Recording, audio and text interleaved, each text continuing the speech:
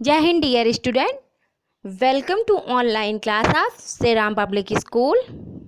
Dear student, मैं अल्पना पांडे आज आप लोग को आपके हिंदी व्याकरण का पाठ 4 पढ़ाएंगे, जिसका नाम है संधि। तो आइए शुरू करते हैं।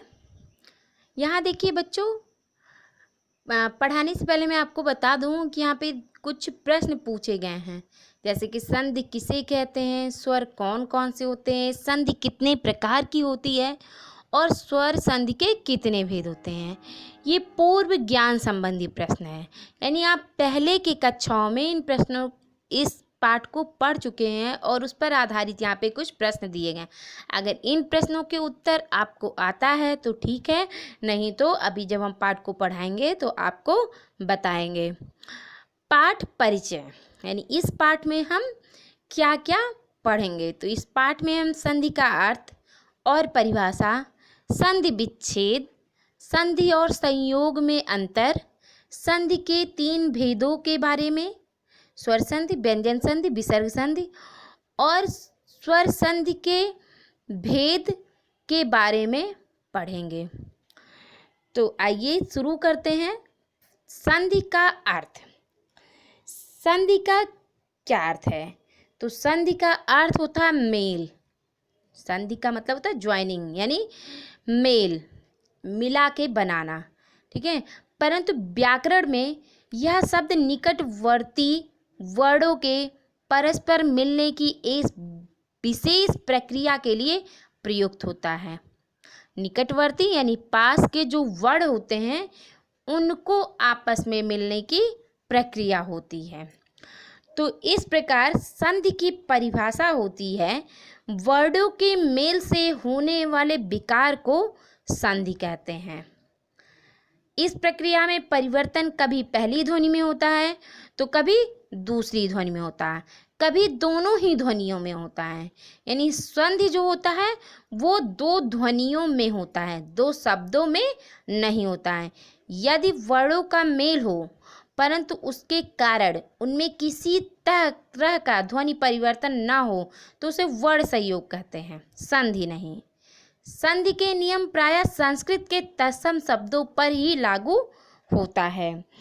तो इसलिए हम कहते हैं कि संधि जो होता है वो 2 वर्णों के मेल से उत्पन्न विकार के रूप में बनते हैं। यानी संधि में प्रथम शब्द के अंतिम वर्ण का दूसरे शब्द के प्रथम वर्ण के साथ मेल होता है और इस मेल में जो विकार या परिवर्तन होता है उसी को हम संधि कहते हैं।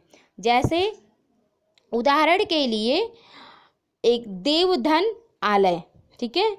तो देवधन आलय में देव पहला शब्द है और इसके अंतिम वर्ण वा में है, तो वा में यहाँ पे आ है, और आलय दूसरा शब्द है और इसके पहले वर्ण में बड़ा आ लगा है, तो यहाँ पे आ प्लस आ की वजह से बड़ा बन रहा है और ये शब्द देवालय बनेगा। यानी देवालय जो है आपका संधि है, ठीक है।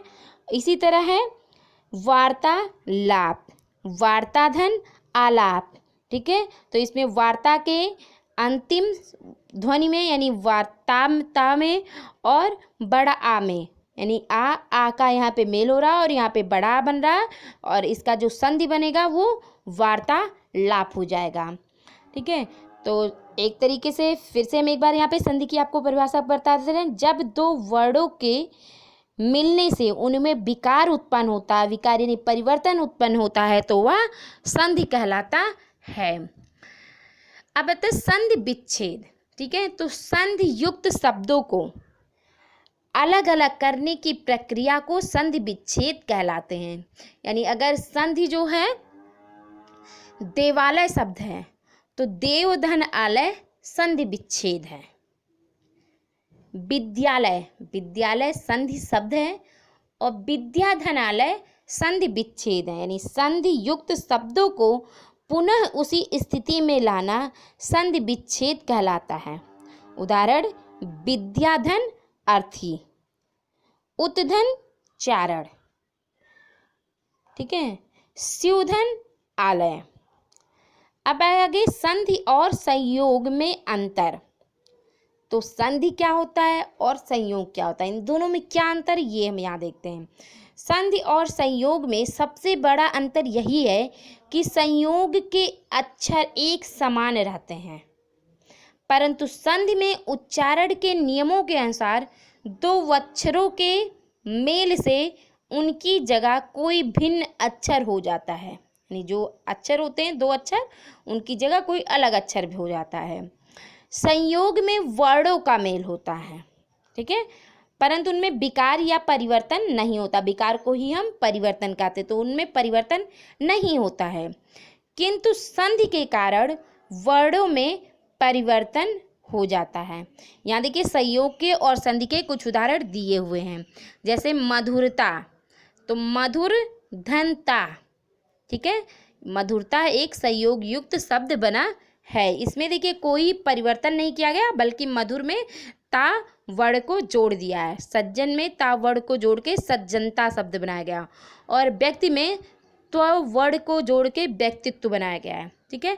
लेकिन संधि में परिवर्तन है। शिवधन आलय, शिवालय, यहाँ पे देखिए बड़ा आ को हटा के, ठीक है, बड़ा आ की मात्रा लगा दी गई है। विद्याधन अर्थी, विद्याधन अर्थी में छोटा आ को हटा दिया गया है, ठीक है, और यहाँ पे बड़ा की मात्रा लगी हुई है। चूंकि बड़ा आ छोटा आ मिलके बड़ा आ बनता, तो इसलिए यहाँ पे आ की मात्रा लगा दी गई, आ को हटा दिया गया। सतधन जन, ठीक है, ता का जब जा से मेल होता है तो वहाँ पे जा जो है आधा आ जाता है, तो यहाँ पे ता को हटा के जा को आधा कर दिया गया, सज्जन। ये कैसे हो रहा है इसको हम आगे अपने वीडियो में आपको बताएंगे। आगे हम बढ़ते हैं संधि के भेद। तो संधि के 3 भेद होते हैं, स्वर संधि, व्यंजन संधि, विसर्ग संधि। अब आज हम पढ़ेंगे स्वर संधि। स्वर संधि, जब दो स्वर आपस में मिलकर एक नया रूप धारण करते हैं तो उसे स्वर संधि कहते हैं। जब दो स्वर, तो सबसे पहले आप ये जान लीजिए स्वर अक्षर कौन कौन से होते हैं। आपको पहले हम बताए हैं, लेकिन एक बार यहाँ फिर से बता दे रहे हैं। छोटा, बड़ा, छोटी, बड़ी, ए, ऐ, ओ, औ, ये आपके यहाँ पे स्वर अक्षर हैं। स्वर अक्षर 11 होते हैं, ठीक है। तो जब दो स्वर आपस में मिलकर एक नया रूप धारण करते हैं तो उसे हम स्वर संधि कहते हैं। जैसे सूर्य धन उदय, ठीक है। यहाँ पे देखिए बच्चों सूर्य और उदय, उदय में छोटा ऊ है, ठीक है, तो यहाँ पे स्वर दिख रहा है, लेकिन सूर्य में हमें स्वर नहीं दिख रहा है। लेकिन या में स्वर है। या में कैसे स्वर है? या में छोटा आ का स्वर है। आपको बता दें, अगर व्यंजन में स्वर नहीं लगा होगा तो वो व्यंजन आधा लिखा जाता, और व्यंजन में अगर स्वर लिखा रहता है तो वो व्यंजन पूर्ण होता है, ठीक है। तो यहाँ व्यंजन में या में कोई मात्रा नहीं लगा, बल्कि छोटा आ स्वर लगा हुआ है, इसलिए या यहाँ पे पूर्ण है। तो सूर्य धन उदय का अगर हम संधि करेंगे तो यहाँ होगा सूर्योदय। यहाँ पे सूर्य में आ है और उदय में ऊ है, आ और ऊ के मेल से ओ बनता है, तो इसलिए सूर्योदय हो गया। दूसरा है भोजन धन आलय। भोजन धन आलय में भोजन ना दिया गया है, ना व्यंजन है, लेकिन यहाँ पे ना पूरा लिखा हुआ है, इसलिए ना व्यंजन में यहाँ आ छोटा आ स्वर है, और आलय में बड़ा आ है। देखिए यहाँ बगल में लिखा भी है आ छोटा आ प्लस बड़ा आ है, दोनों मिलकर बड़ा आ बनता है, यानी यह बन गया भोजनालय, ठीक है। अब हम आगे पढ़ेंगे स्वर संधि के भेद, ठीक है। तो स्वर संधि के 5 भेद होते हैं, दीर्घ संधि, गुण संधि, यड़ संधि, वृद्धि संधि, आयाध संधि। अच्छा, स्वर संधि जो है, स्वर संधि के जो भेद हैं, तो स्वर संधि हमें किसे कहते हैं? तो आपको पहले ही बताया, जब दो स्वर आपस में मिलकर एक नया रूप धारण करते हैं तो उसे हम स्वर संधि कहते हैं। और स्वर संधि के 5 भेद हैं। तो पहला हम पढ़ेंगे दीर्घ स्वर संधि। दीर्घ स्वर संधि जब ह्रस्व या दीर्घ आ ई उ से परे क्रमशः ह्रस्व या दीर्घ आ ई उ आ जाए तो दोनों मिलकर बड़ा बड़ी बड़ा ऊ हो जाता है और इसे ही दीर्घ स्वर संधि कहते हैं। यानी ह्रस्व या दीर्घ आ ई उ के बाद ह्रस्व या दीर्घ आ ई उ आ जाए तो दोनों मिलकर दीर्घ आ ई उ हो जाता है। जैसे उदाहरण है, ठीक है, मतधन अनुसार, और इसका संधि होगा मतानुसार। यानी छोटा या बड़ा आ के बाद छोटा या बड़ा आ आए तो बड़ा हो जाता। देखिए यहाँ नीचे चार्ट में दिखाया गया है, छोटा प्लस छोटा बड़ा, छोटा प्लस बड़ा बड़ा, बड़ा प्लस छोटा बड़ा, बड़ा प्लस बड़ा बड़ा है। यानी ह्रस्व या दीर्घ आ के बाद ह्रस्व या दीर्घ आ आए तो दीर्घ आ में परिवर्तित हो जाता है। जैसे कि यहाँ उदाहरण भी दिखाया गया है, सूर्य धन अस्त, सूर्य अस्त, दिन धन अंत दिनांत, चर धन अचर चराचर, धर्म धन आत्मा धर्मात्मा। यहाँ पे बच्चों जब जो बड़ा छोटा और बड़ा का मेल होता है उसमें जब हम संधि बनाते हैं तो छोटा हो या बड़ा हो उसको हटा के हम बड़ा आ की मात्रा लगा देते हैं। जैसे एग्जाम्पल परम धन आत्मा, परम में यहाँ छोटा है और आत्मा में है बड़ा, ठीक है, लेकिन जब हम संधि करते हैं तो बड़ा आ को हटा देते हैं बल्कि माँ पे हम आ की मात्रा लगा देते हैं। परमात्मा, शिक्षा धन अर्थी, तो शिक्षा यहाँ पे छापे बड़ा की मात्रा है, अर्थी में छोटा आ लगा है, लेकिन जब हम संधि बनाएंगे तो ना छोटा आ लिखेंगे ना छोटा को हटा के यहाँ पे बड़ा की मात्रा लगा के रखेंगे। शिक्षार्थी, विद्याधनालय विद्यालय, शिवधनालय शिवालय, दयाधनानंद दयानंद। इसी तरह कुछ और यहाँ पे एग्जाम्पल दिए, देवधनालय देवालय, गजधन आनंद गजानन, परीक्षा धन अर्थी परीक्षार्थी, सीमा धन अंत सीमांत, वार्ता धन आलाप वार्तालाप, करुणा धन आलय करुणालय, श्रद्धा धन आनंद श्रद्धानंद। नेक्स्ट है छोटी ई का छोटी ई से, छोटी ई का बड़ी ई से, बड़ी ई का बड़ी ई से और बड़ी ई का छोटी ई से अगर मेल होता है तो हम बड़ी ई बना देते हैं। यानी ह्रस्व या दीर्घ ई छोटी ई और बड़ी ई के आने पर, ह्रस्व या दीर्घ ई के आने पर हम बड़ी ई कर देते हैं। जैसे एग्जाम्पल अभिधन इष्ट, अभी में छोटी ई की मात्रा है और इष्ट में भी छोटी ई की मात्रा है, तो हम ये छोटी ई ना लिख के और छोटी ई की मात्रा को हटा के बड़ी ई की मात्रा लगा देते हैं। जैसे अभीष्ट। हरिधन इच्छा, हर इच्छा में छोटी ई लगा है, मात्रा भी हरि में और इच्छा में छोटी ई लिखा है, लेकिन हम छोटी ई को हटा के बड़ी ई की मात्रा लगा देंगे, हरि इच्छा। गिरिधन ईस, गिरिधन ईस में रपे छोटी ई की मात्रा है और ईस में बड़ी ई की मात्रा है, तो इसे हम हटा के बड़ी ई की मात्रा ही लगा देंगे, गिरीश। ऐसे और भी उदाहरण है, परिधन इच्छा परीक्षा, सचिधन इंद्र सचिंद्र, नारी धन इंदु नारिंदु, नदी धन ईश नदीश, जानकी धन ईश जानकीश, अति धन ईयु अतियु, कवि धन इंद्र कबींद्र, कवि धन ईश्वर कबीश्वर, मुनि धन ईश्वर मुनीश्वर, पति धन इच्छा पत्नीच्छा, मही धन इंद्र महेंद्र, रजनी धन ईश रजनीश, नारी धन ईश्वर नारीश्वर। नेक्स्ट छोटा ऊ का ह्रस्व या दीर्घ ऊ के बाद ह्रस्व या दीर्घ ऊ आए तो बड़ा ऊ आ जाता है। यानी छोटा ऊ के बाद छोटा ऊ आए तो बड़ा ऊ हो जाएगा, छोटा ऊ के बाद बड़ा ऊ आए तो बड़ा ऊ हो जाएगा, बड़ा ऊ के बाद छोटा ऊ आए तब बड़ा ऊ हो जाएगा और बड़ा ऊ प्लस बड़ा ऊ भी बड़ा ऊ हो जाएगा।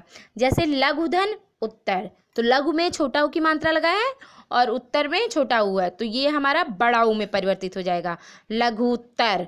सुधन उक्ति, सु में छोटा ऊ की मात्रा है और उक्ति में छोटा ऊ लिखा है, तो ये क्या हो जाएगा, सूक्ति। प्रबुधन उर्मी, प्रभु में छोटा ऊ की मात्रा और ऊर्मी में बड़ा ऊ की मात्रा है, तो क्या बन जाएगा प्रभुर्मी। लघुधन ऊर्मी लघुर्मी, वधुधन ऊर्मी वधूर्मी, मधुधन उलिका मधुलिका, भूधन ऊर्जा भूर्जा, भानुधन उदय भानुदय, विधुधन उदय विधुदय, साधुधन ऊर्मी साधूर्मी, मधुधन उष्मा मधुष्मा, भूधन अर्ध भूर्ध्व, भूधन उत्सर्ग भूसर्ग, वधुधन ऊर्जा वधूर्जा। नेक्स्ट है हमारा गुण स्वर संधि। गुण स्वर संधि किसे कहते हैं? तो जब आ के बाद ह्रस्व या दीर्घ ई उ या री स्वर आता है तो दोनों के स्थान पर क्रमशः ए तथा ए ओ तथा अर हो जाता है। यानी अभी तक हमें जो मिला था वो आ के बाद आ के परिवर्तन में ही मिलता था, यानी दोनों साइड में हमें आ ही मिलता था या ई या उ। लेकिन दीर्घ स्वर संधि में हमें छोटा या बड़ा के बाद छोटी ई छोटा उ या री मिल सकता है, यानी छोटी ई बड़ी ई, छोटा उ बड़ा उ और री स्वर आएगा और इनके स्थान पर हम ए करेंगे। यानी अगर ई आए तो ए हो जाएगा, ओ आए तो ओ हो जाएगा और री आए तो अर हो जाएगा। ठीक है, तो पहला देखिए इसमें छोटा आ या बड़ा आ के बाद छोटी ई या बड़ी ई आए तो ए हो जाएगा। ठीक है, जैसे एग्जाम्पल है भारत धन इंद्र। भारत यहाँ ता में छोटा आ है और दूसरे शब्द में इंद्र है, इंद्र में छोटी ई आया है तो ये हमें बन जाएगा ए की मात्रा में परिवर्तित हो जाएगा भारतेंद्र। राजधन इंद्र राजेंद्र। यहाँ देखिए गढ़धन ईश है, गढ़ में छोटा है और ईश में बड़ी ई है और ये जब परिवर्तित होकर मिलेगा तो एक शब्द की मात्रा लग जाएगा गणेश, यानी बड़ी ई को हटा के हम एक ही मात्रा लगा देते हैं। ऐसे कुछ और एग्जाम्पल है जैसे सोमधनीश सोमेश, रमाधन इंद्र रमेंद्र, राजाधन इंद्र राजेंद्र, महाधन ईश्वर महेश्वर, रमाधनीश रमेश, धर्मधन इंद्र धर्मेंद्र, स्वधन इच्छा स्वेच्छा, योगधन ईश योगेश, परमधन ईश्वर परमेश्वर, महाधन इंद्र महेंद्र, यथाधन ईष्ट यथेष्ट, उमाधन ईश उमेश, राकाधन ईश राकेश। अब आ के बाद अगर उ आए तो ओ में परिवर्तन हो जाता है, जैसे लोकधन उक्ति, यहाँ पे छोटा है और उक्ति में छोटा ऊ है और परिवर्तित होके ये ओ की मात्रा में परिवर्तन होगा लोकोक्ति। विवाह धन उत्सव, हा में छोटा है और उत्सव में छोटा ऊ है और ये परिवर्तन हो जाएगा ओ में तो विवाहोत्सव, यानी ऊ को हटा के हम ओ की मात्रा लगा देते हैं। ऐसे कुछ और एग्जाम्पल है जलधर ऊर्मी जलोर्मी, महाधन उपकार महोपकार, महाधन ऊर्मी महोर्मी, दयाधन ऊर्मी दयोर्मी, सर्वधन उदय सर्वोदय, वीरधन उचित वीरोचित, नौधन ओढ़ा नवोढ़ा, महाधन उदय महोदय, महाधन ऊर्जा महोर्जा, गंगाधन ऊर्मी गंगोर्मी। नेक्स्ट है आ के बाद अगर री आए तो परिवर्तित हो जाएगा अर में, यानी सप्तधन ऋषि। सप्त में आ है और ऋषि में री है, ये परिवर्तित हो गया सप्त ऋषि, यानी री हट जाएगा और ता में आ जुड़ जाएगा और रा आधा रा ऊपर लग जाता है सप्त ऋषि। ब्रह्मधन ऋषि ब्रह्मर्ष। ठीक है, देवधन ऋषि देवर्ष, राजधन ऋषि राजर्ष, महाधन ऋषि महर्षि। बच्चों आज बस यहीं तक हम पढ़ेंगे, इसके अगले का हम अपने नेक्स्ट वीडियो में पढ़ेंगे।